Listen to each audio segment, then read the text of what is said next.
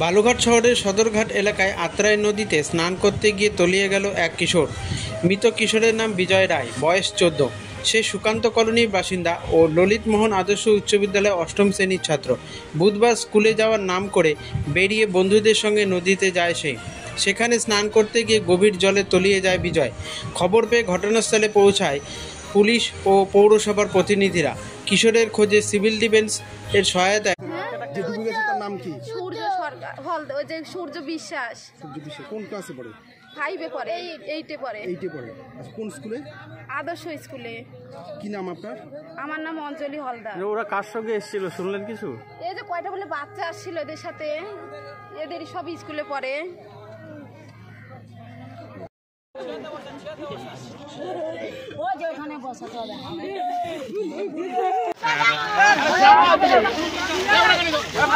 মৃন্ময় কুমার সাহার রিপোর্ট, উত্তরের খোঁজে উত্তর কন্যা।